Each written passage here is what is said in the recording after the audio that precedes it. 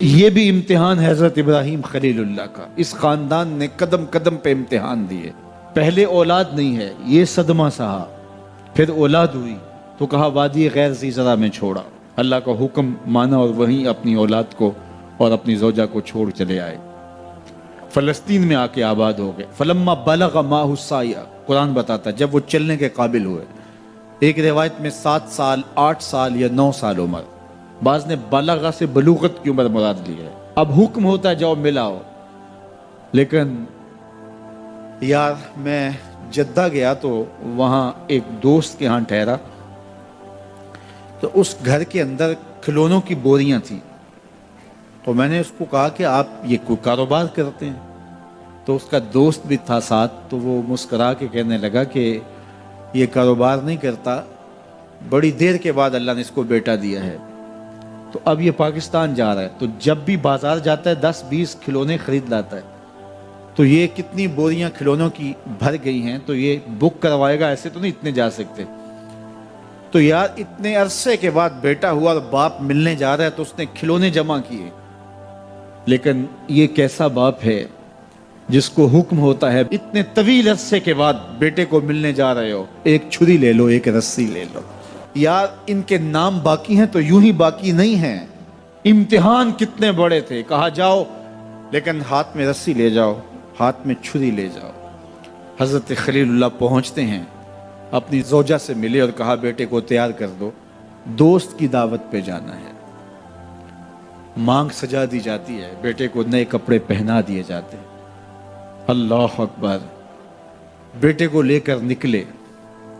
یار بیٹا ان فوان شباب میں ہو، چڑھتی جوانی ہو، تو باپ دیکھ کر کے کتنا خوش ہوتا ہے. اور پھر اس کا بیٹا بھی اکلوتا ہو، اور بیٹا بھی بڑھاپے کا سہارا ہو، عصائے پیری ہو، رب سے مانگ مانگ کے لیا ہو. اور پھر بیٹا بھی وہ جس کی پیشانی میں محمد کا نور چمک رہا ہے. ایسا بیٹا تو چہرے کی بلائیں لینے کو جی چاہتا ہے.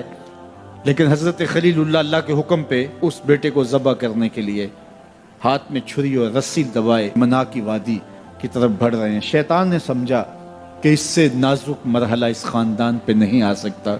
حضرت حاجرہ کے پاس پہنچا. پتہ ہے شہزادے کدھر گئے ہیں؟ کہا ان کے باپ لے گئے ہیں دوست سے ملاقات کروانے کے لیے. کہا نہیں، وہ ان کو ذبح کرنا چاہتے ہیں. کہا سوچ کے بات کر، وہ باپ ہے ذبح کرے گا؟ کبھی باپ بھی بیٹے کو ذبح کرتا اور بے قصور ذبح کرے گا؟ میں جانتی ہوں کتنی آہ سحرگاہی کا نتیجہ ہے وہ بیٹا. اللہ سے کتنی رو رو کے دعائیں مانگی اور وہ فرزند ملا. کہا وہ اللہ کا حکم سمجھتے ہیں. تو حضرت حاجرہ نے کہا ظالم تو کہیں شیطان تو نہیں؟ اگر رب کا حکم ہے، میری گود میں ایک اسماعیل ہے، کاش 1000 اسماعیل ہوتا، راہ خدا میں قربان کر دیتی.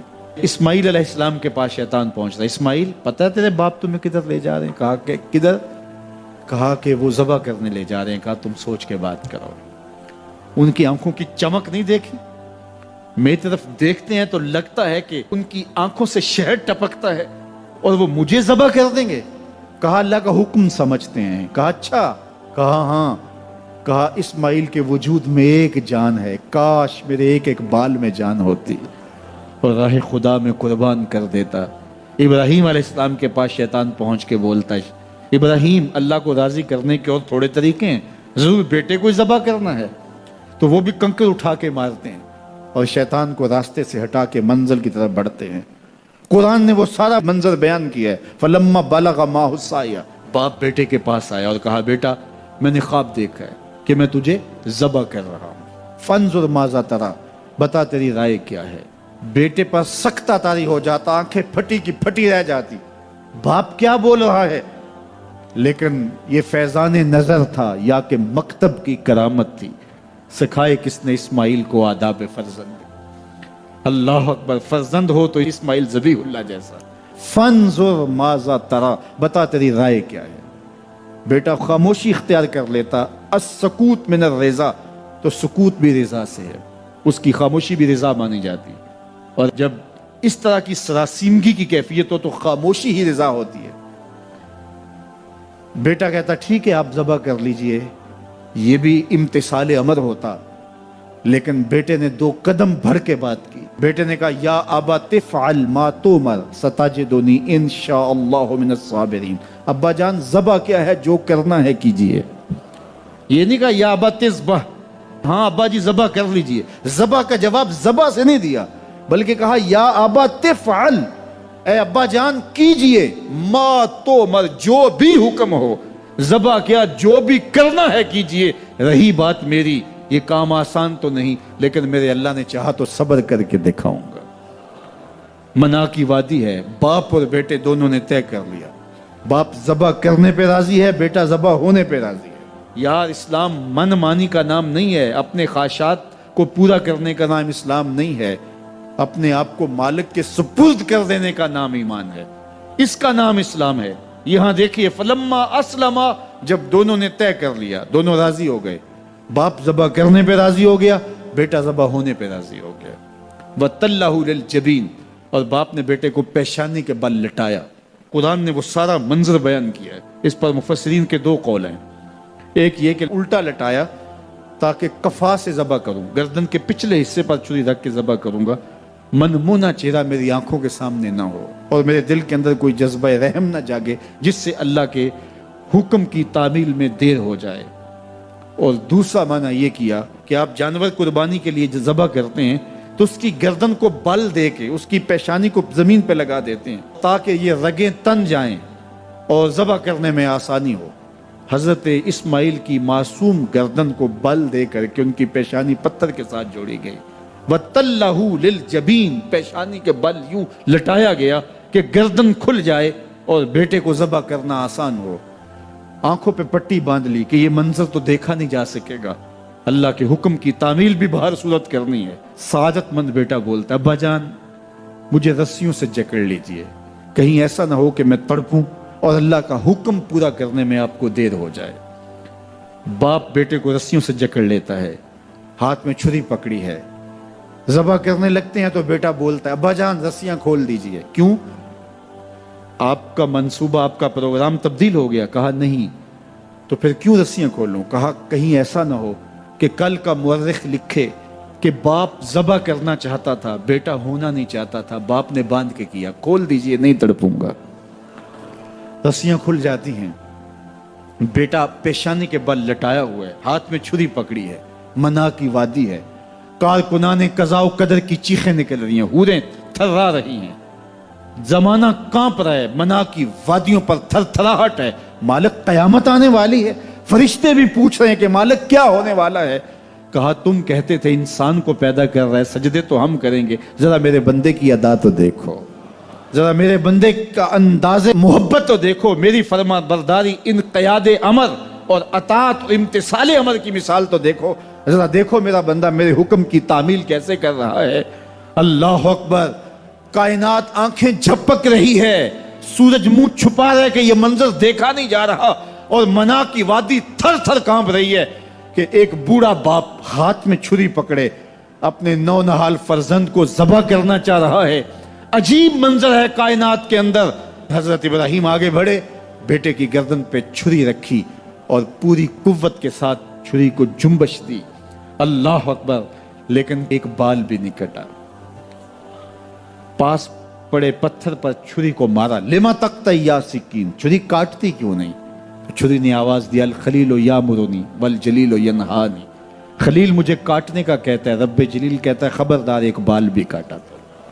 کہا چھری تیرا کام تو کاٹنا ہوتا ہے. کہا حضرت آگ کا کام بھی تو جلانا تھا، جس نے آگ کو جلانے سے روکا تھا آج اس نے مجھے کاٹنے سے روک دیا. اس کا یہ مفہوم بھی نکالا جا سکتا تھا کہ میں نے تو چھری چلا دی، اب چھری نے کچھ نہیں کیا تو میرا کیا قصور. اللہ اکبر. دوبارہ چھری تیز کی اور حلق پر چھری کی نوک رکھی اور اپنا سارا وزن ڈال دیا. گردن کٹ گئی، خون بہنے لگا اور دل میں تھا کہ اتنا بڑا کام جو میں نے کر لیا. لیکن جب پٹی کھولی تو دیکھا منظر بدلا ہوا ہے. جس کو بیٹا سمجھ کے ذبح کیا وہ بیٹا نہیں تھا، دمبا تھا. اور جبریل امین پاس کھڑے ہیں اور اسماعیل مسکرا رہے ہیں. بے ساختہ زبان سے نکلا اللہ اکبر. تو حضرت اسماعیل بولے لا الہ الا اللہ واللہ اکبر. جبریل بولے اللہ اکبر وللہ الحمد. اب یقین تھا کہ یہ سارا اہتمام ادھر سے، جبریل کا آنا اور دمبا پڑا ہے اور ذبح پڑا ہے اور جبریل امین موجود ہیں تو یہ یہی لے کر آئے ہوں گے، اور بیٹا مسکرا رہا ہے. یہ سارا منظر، یہ قرینہ حالیہ بتا رہا تھا کہ یہ سارا الوہی اہتمام ہے، رب نے قربانی قبول کر لی. لیکن صرف اتنا ہی نہیں ہوا کہ یہ قرینہ حالیہ آپ کو یقین دلاتا، بلکہ منا کی وادی چمکنے لگی اور وہی کے اجالوں سے پوری وادی روشن ہو گئی اور آواز آنے لگی وَنَادَيْنَاهُ يَا إِبْرَاهِيمُ قَدْ صَدَّقْتَ الرُّؤْيَا إِنَّا كَذَلِكَ نَجْزِي الْمُحْسِنِينَ. یہ منظر دیکھا تو ابراہیم ابھی کوئی سوال کرتے، کسی سے پوچھتے کہ یہ کیا ہوا، اتنے میں وہی نازل ہوئی، اے ابراہیم تو نے واقعی خواب پورا کر دکھایا. اِنَّا كَذَلِكَ نَجْزِي الْمُحْسِنِينَ. ہم اپنے بندوں کو یوں ہی صلہ دیا کرتے. تیرے بیٹے کو ذبح نہیں کروانا تھا تیرے ہاتھوں سے، ہم نے تیرا امتحان لینا تھا. بس ابراہیم تیرا امتحان پورا ہو گیا. ہم نے تیری سنت کو اب قیامت تک کے لیے باقی رکھا، قیامت تک کے لیے باقی رکھا. اور پھر خود میرا رب کہتا ہے سلام علی ابراہیم، ابراہیم تیرے اوپر سلام ہو. اللہ اکبر. منا کی وادی کے اندر حج کے موقع پر 40 لاکھ حجاج ہیں، تو کچھ شیوخ عرب کے اور باقی عمرا مخیر سعادت مند لوگ 100 قربانیاں بھی پیش کرتے ہیں. تو کروڑوں قربانیاں منا کی وادی میں ذبح ہو رہی ہوتی ہیں اور حدود حرم میں، اور بے ساختہ زبان پہ نکلتا ہے سلام علی ابراہیم.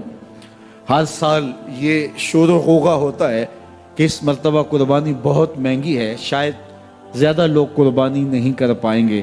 لیکن جو ہی موسم قربانی کا آتا ہے، گلیوں اور بازاروں کے اندر جانور گھوم رہے ہوتے ہیں اور ان کو دیکھ کے بے ساختہ زبان پہ آتا ہے سلام علی ابراہیم، ابراہیم تیرے اوپر. تو یہ کتنا بڑا امتحان تھا، کتنی بڑی آزمائش تھی، لیکن اس آزمائش سے سرخرو نکلے، نمبر بھی پورے 100 حاصل کیے، کامیاب اور بامراد اور کامگار ہوئے. آج ہمیں اس سنت کو باقی رکھ کر کے ہمیں وہ یاد تازہ کی جا رہی ہے کہ میرے ایسے بندے کہ جو میرے حکم پہ اپنی سب سے عزیز چیز بھی قربان کرنے سے گریز نہیں کیا کرتے.